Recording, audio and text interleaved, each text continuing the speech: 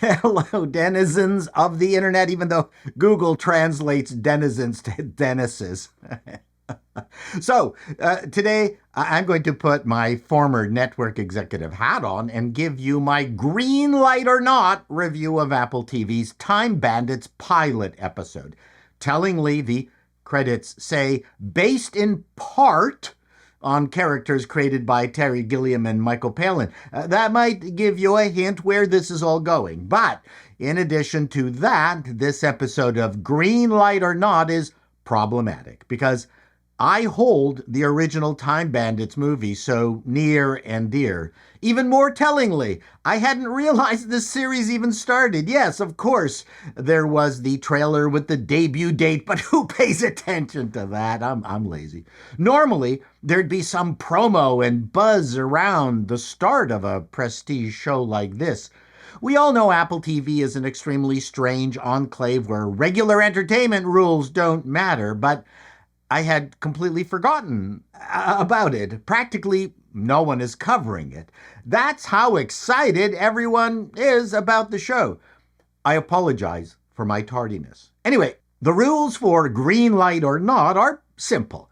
Are the lead characters endearing and charismatic? Is the premise intriguing? Is it well written? Does it hit the target demographic? Can I get 5 seasons of shows out of it? Now, you can see why cop shows are so popular because it's just perp of the week. The challenge for me is judging Taika Waititi and Jermaine Clement's version on its own merits. It is based on a 1981 movie, after all. It did reasonably well at the box office, but there is a vast modern audience out there now, don't you know? We haven't found that modern audience yet, but we are told it's out there. The fact remains there are far more people who have not seen the original than have. A slavish adherence to the source material might actually be bad. A TV series is a very different beast from a movie. Changes have to be made. Repeatability must be at the forefront. But let's deal with the elephant in the room, or more accurately, the Sicilian pygmy elephant, which is extinct. But what happened to the little people in this new version?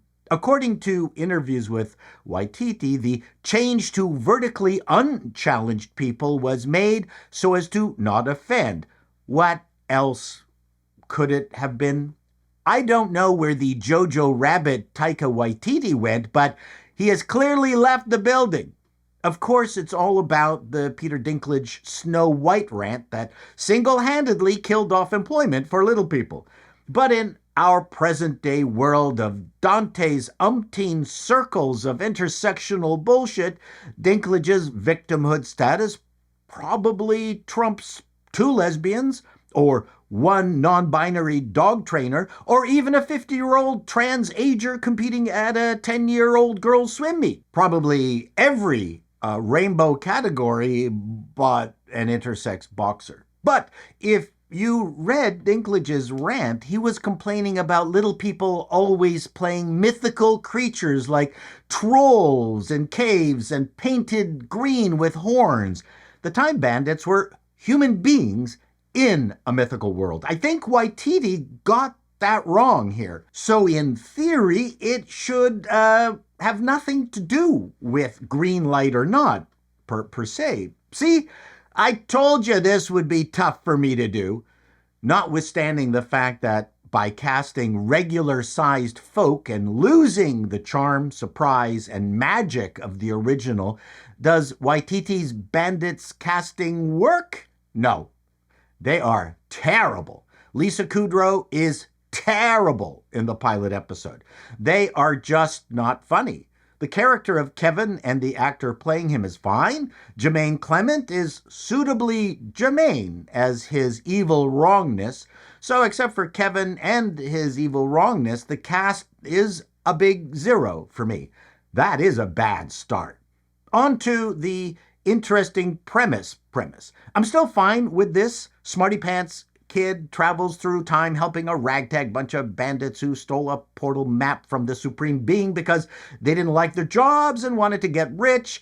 Does it have legs? I don't see why not. Each show would be a new famous person from history or historic event, consequences from stealing, surviving his evil wrongness' minions sent to take the map from them.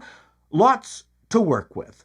It's such an original idea that it alone might carry the show, even with its failings. I've always said an intriguing premise that captures the imagination of an audience can overcome mediocre execution. Is it well written? Not really. It's actually quite boring.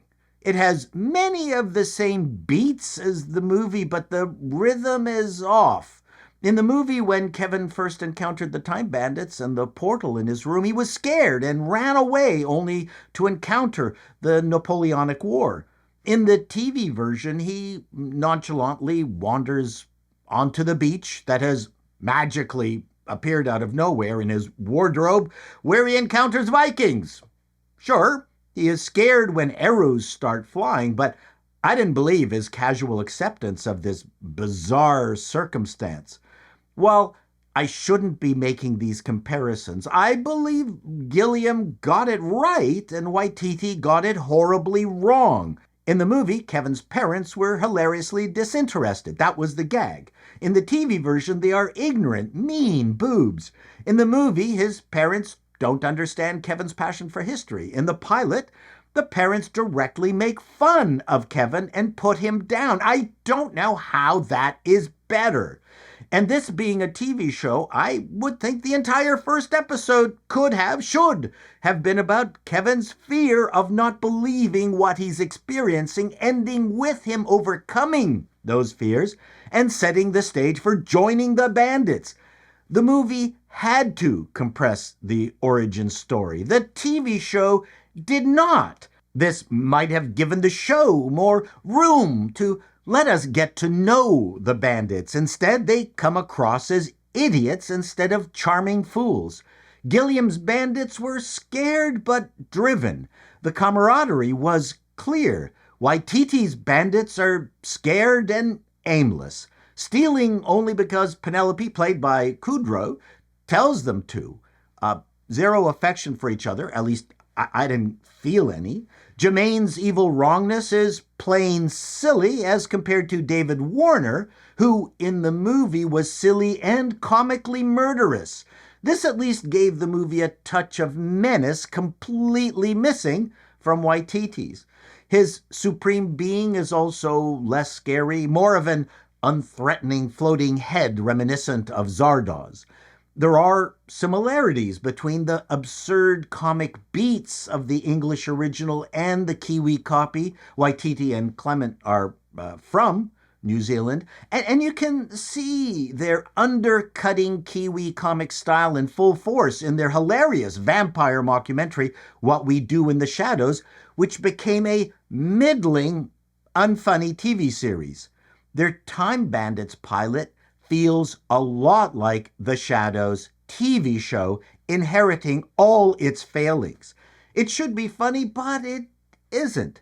Finally, who is this TV show for? Based on the fewer gruesome moments, I would say the Apple TV version is aimed more towards kids, but the absurdity would also be appreciated by adults. So, green light or not, as you can see, I am very much affected by the original, conflicted. As a former network executive, I know how hard pilots are to make, and I tend to give them some slack, but they should have gone with Little People and told everyone to fuck off. The Bandits are awful, and Lisa Kudrow is lost. There does not seem to be any real consequences. His wrongfulness does not fill me with dread. The show is not directed with any urgency, especially the Chinese battle sequence. Most egregious, the show rises only to mildly amusing. No Little People, no show. I'm giving this a pass. As always, I'll watch the rest of the series and tell you if I blew it or not. Did you see it? What did you think? The next time, denizens, be seeing you.